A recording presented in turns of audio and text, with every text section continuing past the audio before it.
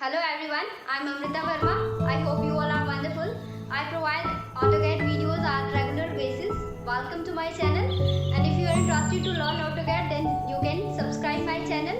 You can learn many things from my channel like commands, initial settings, and I provide plans also, sections, elevation. So you can subscribe my channel, like, share, and comment. So let's continue today's topic. आज के topic में हम staircase का part complete करेंगे। Staircase में मैं आपको staircase draw करके बताऊंगी कि किस तरीके से हम स्टेयरकेस का वर्क करते हैं, और मैं इसमें नंबर ऑफ राइजर्स या नंबर ऑफ स्टेप्स भी बताऊंगी कि किस तरीके से क्या फॉर्मूला होता है, किस तरीके से हम निकालते हैं। स्टार्ट करते हैं। पहले मैं XL मीन्स कंस्ट्रक्शन लाइन का कमांड यूज कर रही हूँ to draw the walls of staircase. XL now vertical, offset command use कर रही हूँ फॉर 9 इंचेस वॉल्स के लिए। Again XL horizontal 9 inches offset for wall. ठीक है, मैं एक्स्ट्रा लाइंस को साथ के साथ ही ट्रिम कर दूंगी। मैं एक फ्लाइट यानी विड्थ जो स्टैंडर्ड साइज होता है, तो मैं विड्थ ले रही हूँ 3 फीट का। 3 फीट आप देख सकते हैं कि इसमें डायमेंशन आपको आई होप विजिबल होगा। 3 फीट का मैंने लिया। इसको पहले लेयर में हम कन्वर्ट कर लेते हैं, अदरवाइज हमारा काम आगे। ठीक है, अब अगेन मैं लैंडिंग जो होगी वहां से भी 3 फीट का ऑफसेट ले रही हूँ।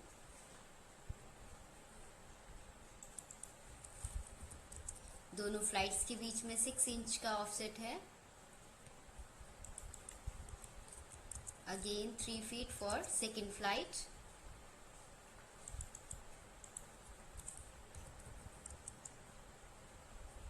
Match this line because this is wall line. Okay.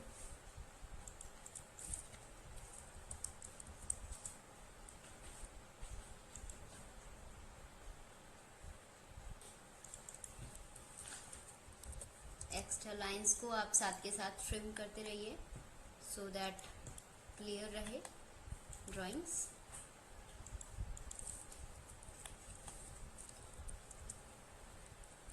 मैं 10 इंचेस का थ्रेड ले रही हूँ। ठीक है,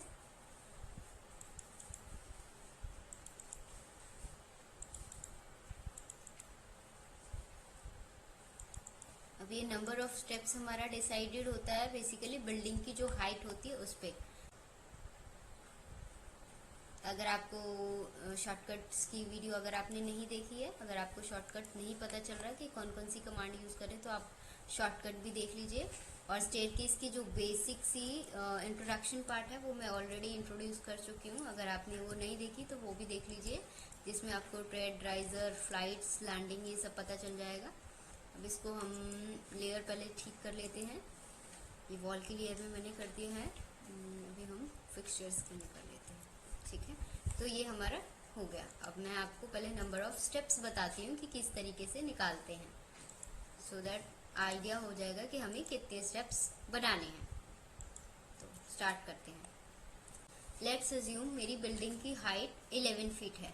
तो ये वेरी करती है, किसी बिल्डिंग की हाइट 10 फीट हो सकती है, 11 फीट हो सकती है, 12 फीट हो सकती है, 12 फीट 6 इंचीज हो सकती है। तो ये डिपेंड करता है। तो हमारी जो भी बिल्डिंग की हाइट है, मैं यहाँ पर अज्यूम करके चल रही हूँ 11 फीट। ठीक है, तो इस लाइन से मैं 11 फीट का ऑफसेट ले लेती हूँ। Offset 11 feet.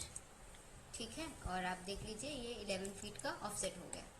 आप चाहें तो सीधा लाइन भी ड्रॉ कर सकते हैं। यहाँ से मैंने लाइन स्टार्ट किया और आप 11 फीट दे दीजिए डायमेंशन, तो देख लीजिए ये हाइट हो गई। ठीक है, मैं आपको नंबर ऑफ स्टेप्स निकालना सिखा रही हूँ कि किस तरीके से निकालते हैं। अब इसके 2 मेथड है, या तो हम राइजर के वे से निकाल सकते हैं, या तो हम नंबर ऑफ स्टेप्स से निकाल सकते हैं। ठीक है, अगर आपका राइजर डिसाइडेड है, जैसे घर में हम नॉर्मल 7 इंचेस 8 इंचेस लेके चलते हैं। 7 इंचेस का जो राइजर है, हाइट है, वो हमारे घर में ओल्ड है, किड्स हैं, वो सबके लिए कंफर्टेबल होता है।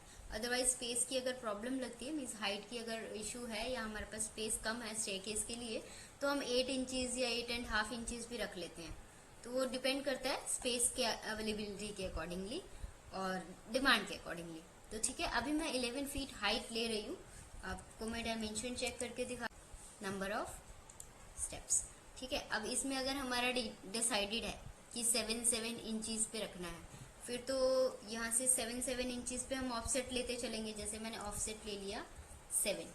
ठीक है, एक कॉपी कर लेती हूँ क्योंकि मैं आपको दूसरा मेथड भी बताऊंगी कि नंबर ऑफ स्टेप से कैसे निकालते हैं।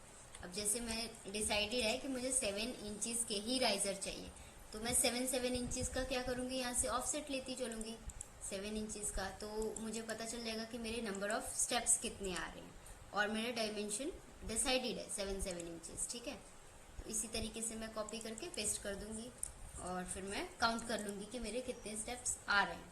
एक तो ये मेथड हो गया कि आपको राइजर डिसाइडेड है और उसके अकॉर्डिंगली अगर स्टेप्स डिसाइडेड है कि हमें कितने चाहिए, फिर डायमेंशन जो भी आए वो हमें बाद में पता चल जाएगा। तो किस तरीके से ये पार्ट करते हैं, इसमें क्या है, डिवाइड हम यूज करेंगे, DIV। डिवाइड किया हमने, इस लाइन को सिलेक्ट किया, क्या आ रहा है नीचे आप देख भी सकते हैं, सेलेक्ट ऑब्जेक्ट टू डिवाइड। हमें ये ऑब्जेक्ट डिवाइड करना, हमने इसको सेलेक्ट कर लिया। अब now number of enter the number of segments, हमें कितने स्टेज चाहिए या कितने नंबर्स चाहिए वो हमें यहाँ पर देना होगा, हमें खुद बताना पड़ेगा। तो लेट्स अज्यूम मैं 19 देती हूँ, 19 नंबर ऑफ स्टेप्स ये मैंने दे दिया। ठीक है, 19 दे दिया, तो आप ये देख लीजिए ये डिवाइड होके आ गया। अब मैं यहाँ से डायमेंशन चेक कर लूंगी कि मेरा एक राइजर कितने का आ रहा है, 7 इंचेस का आ रहा है। ठीक है, 7 इंचेस के राइजर में मतलब मेरे 19 स्टेप्स आ गए। तो आप अगर राइजर अगर आपने ऑलरेडी डिसाइड कर लिया 7, तो उसके अकॉर्डिंगली भी आप इस तरीके से ऑफसेट लेके कर सकते हैं। अगर आप नंबर ऑफ स्टेप्स लेते हैं, नंबर ऑफ स्टेप्स दिया 19, आप 20 दे के देख सकते हैं, 21। अब आपने यहाँ पे 19 दिया, तो इसमें मैंने डायमेंशन चेक किया कि 7 है। ठीक है, हो सकता है कि मैंने अगर ज़्यादा दिया होता। अब जैसे मैं फिर से एक और करके दिखाती हूँ, जो मेरा ये ग्राउंड से हम चले, हम फर्स्ट पे चले, तो फर्स्ट की जो RCC स्लैब है, फ्लोर फिनिश है, उसके लिए जो हम 1 फीट मानते हैं, जैसे 9 इंचेस हम स्लैब कास्ट लेके चलते हैं, फिनिश वगैरह लेकर के टोटल 1 फीट हो जाती है। तो वो इसके नीचे नीचे ही है, मीन्स फिनिश फ्लोर से आप चले हो और फिनिश फ्लोर पे ही आपको कंप्लीट करना है, तो वो हाइट निकली आपकी।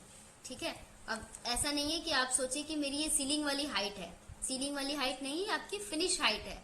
मीन्स यहाँ पर आपका फ्लोर होगा। अगर ये आपका टेरिस है, तो अगर आप ब्रिक टाइल लगा रहे हैं तो भी ये फिनिश्ड लेवल है, और अगर आपने कुछ मार्बल लगाया या टाइल्स लगाया, किसी तरीके से भी ये आपका ये फिनिश्ड फ्लोर होना चाहिए। अदरवाइज अगर आप सोचें कि RCC के सीलिंग वाली हाइट है, तो ये एक स्टेप फिर बढ़ जाएगा और वो स्टेप या तो ऊंचा हो जाएगा या तो कम हो जाएगा। तो इसीलिए आप अपनी पहले बिल्डिंग की हाइट एक्यूरेट रखिए। आप ये डिसाइड कर लीजिए कि आपकी बिल्डिंग की हाइट कितनी है, फिर उसके अकॉर्डिंगली कैलकुलेट करें अपनी नंबर ऑफ स्टेप्स, और तब नंबर ऑफ राइजर्स भी एक्यूरेट निकलेंगे और नंबर ऑफ स्टेप्स भी, DIV। ठीक है, अब मैं इसमें नंबर ऑफ स्टेप्स देती हूँ यहाँ पे 21 नंबर ऑफ स्टेप्स हो गए, एंटर किया। अब आप इसका डायमेंशन चेक कर सकते हैं, DIM to check the dimension. आप यहाँ पर डायमेंशन चेक कर लीजिए कि आपका एक राइजर कितने का आ रहा है। तो ये क्या आ रहा है, 6.5 इंचेस। इस तरीके से आप डिवाइड करके भी पता लगा सकते हैं कि आपको राइजर अगर 7 इंचेस का चाहिए तो आपने 21 स्टेप्स दिए, तो अब स्टेप्स नंबर ऑफ स्टेप्स कम कर लीजिए, 20 कीजिए, 19 कीजिए, जो भी है, तो उसके अकॉर्डिंगली आप यहाँ से डायमेंशन चेक करके पता लगा सकते हैं कि आपके राइजर कितने बन रहे हैं।